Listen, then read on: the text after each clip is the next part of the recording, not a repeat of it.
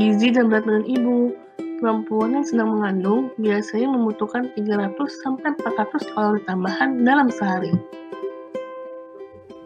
Perempuan yang memiliki berat badan normal akan cenderung kurang memiliki komplikasi kelahiran, seperti melahirkan anak yang memiliki berat badan rendah atau berlebihan saat dilahirkan.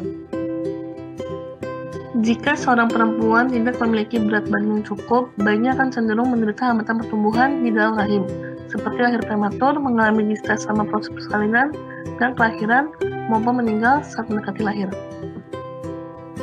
Ibu hamil yang mengkonsumsi makanan yang mempunyai kandungan BHA dan omega 3 serta asam lemak yang tinggi dapat memiliki pola tidur yang lebih baik. Asam folat atau vitamin B adalah zat yang sangat penting untuk ibu hamil. Tingkat folat yang rendah selama kehamilan telah diasosiasikan dengan kekurangan perhatian atau hiperaktif pada saat anak berusia 7-9 tahun. Studi yang dilakukan di Inggris, anak yang ibunya memiliki tingkat vitamin D yang rendah jika masa kehamilan memiliki kandungan mineral tulang yang rendah sehingga potensial meningkatkan risiko osteoporosis pada kehidupan selanjutnya.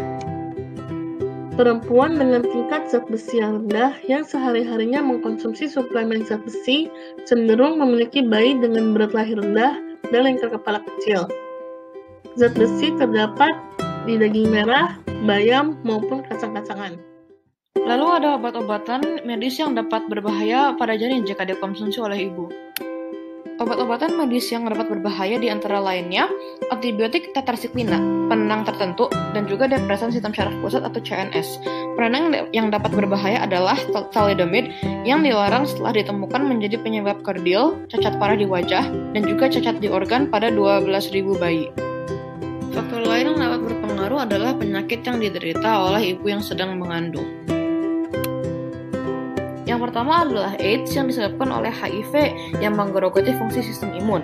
Jika ibu memiliki HIV ini dalam aliran darahnya, maka virus dapat melintasi aliran darah ke janin melalui plasenta selama kehamilan, persalinan, atau kelahiran, atau juga setelah kelahiran melalui susu ibu yang dikonsumsi oleh bayi. Walaupun sudah menurun sejak 1960 karena vaksin yang dikembangkan, rubella dapat menyebabkan bayi menjadi tuli dan juga cacat hati jika menjangkiti perempuan sebelum minggu ke-11 kehamilannya. Ada juga infeksi yang disebut toksoplasma yang disebabkan oleh parasit yang hidup di dalam tubuh sapi, domba, babi, dan juga saluran usus kucing. Ini dapat mengakibatkan kerusakan otak fatal, penglihatan terganggu yang parah atau kebutaan, kejang, keguguran, dan juga kelahiran mati. Karena ini sangat penting untuk ibu-ibu yang mempunyai kucing untuk memeriksa. Terakhir adalah ibu-ibu yang mempunyai diabetes. Diabetes ini dapat diasosiasikan dengan risiko kecacatan pada bayi, dan karena ini perempuan yang diabetes harus yakin bahwa tingkat gula darah mereka di bawah kontrol sebelum terjadi kehamilan.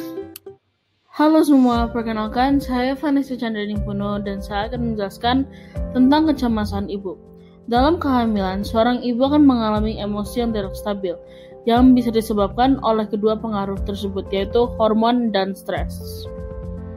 Hormon atau stres ini bisa membuat seorang ibu yang hamil terasa sendiri, marah, maupun cemas secara tiba-tiba. Perubahan emosi yang drastik saat hamil ini tidak hanya dapat memberi dampak kepada ibu tersebut, maupun juga dapat memberi dampak kepada janin. Berikut ini merupakan beberapa dampak dari kecemasan ibu terhadap janin. Menghambat pertumbuhan janin, meningkatkan resiko persalinan prematur, dan meningkatkan resiko bayi terlahir dengan berat badan lahir rendah. Kami mengetahui bahwa ibu hamil tidak diperbolehkan untuk membawa barang yang berat. Namun, tidak banyak yang mengetahui resiko yang dibawa hal ini terhadap seorang ibu dan janinnya. Dalam kehamilan, aktivitas apapun akan menjadi terasa berbeda karena rahim yang membesar dapat membuat otot perut tertarik. Otot tersebut tergolong otot yang berperan besar dalam menjaga keseimbangan tubuh dan juga dibutuhkan untuk melakukan hampir semua aktivitas fisik, salah satunya mengangkat beban. Jika otot ini melemah, aktivitas fisik akan menjadi jauh lebih sulit. Hal ini juga dapat meningkatkan resiko cedera otot yang bisa menyebabkan keguguran, sakit punggung, dan nyeri pinggang. Sekarang kita akan membahas berbagai dampak penggunaan obat terlarang dan rokok saat hamil. Penggunaan rokok dan narkoba saat hamil memberikan dampak yang sangat serius seperti berat badan rendah pada bayi, gangguan plasenta, kematian ibu dan janinnya, serta keguguran. Sekarang kita akan membahas perkembangan anak dilihat dari usia ibu hamil. Ibu yang hamil di usia 20 tahunan ada di fase yang sangat subur, namun secara mental belum siap.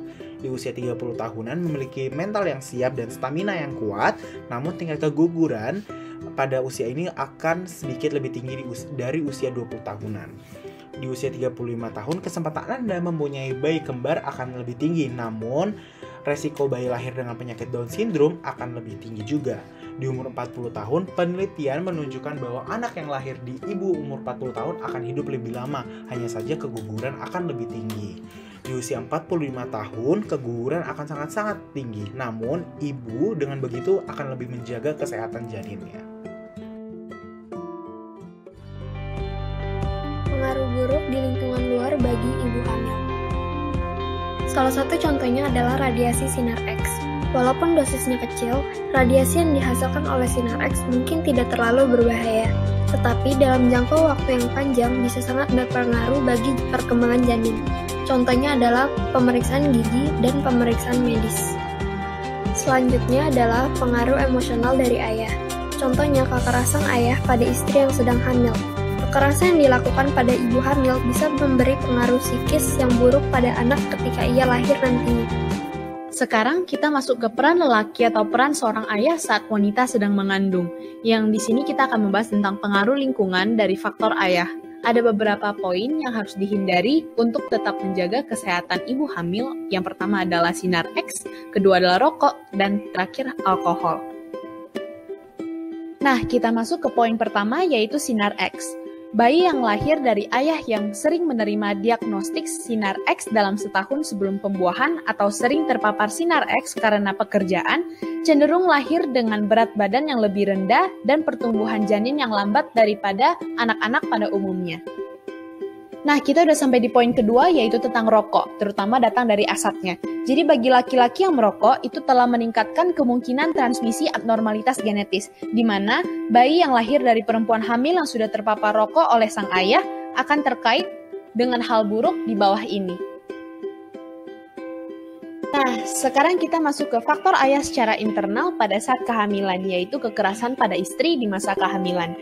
Kekerasan yang dilakukan oleh suami dapat berdampak pada pertumbuhan si kecil loh, misalnya pada temperamennya, kepercayaan dirinya, prestasi sekolah, bahkan kesehatan mental anak tersebut. Yang pertama itu ada temperamen anak, jadi anak yang lahir dari ibu yang sering mengalami kekerasan akan cenderung tumbuh menjadi anak yang temperamennya susah diatur, sehingga menciptakan temperamennya itu cenderung tidak stabil, lebih kasar, dan tidak bisa mengendalikan emosinya sendiri. Nah, selain karena faktor kekerasan saat hamil, cara asuh anak juga berpengaruh terhadap kepercayaan diri. Anak yang sering dikasari cenderung tumbuh menjadi anak yang pemalu dan gugup terhadap lingkungan sekitarnya. Pola mengajar yang salah dapat menyebabkan prestasi anak menurun. Terlalu sering membentak dan memaki anak juga dengan pola ajar yang salah dapat menurunkan kesehatan mental seorang anak.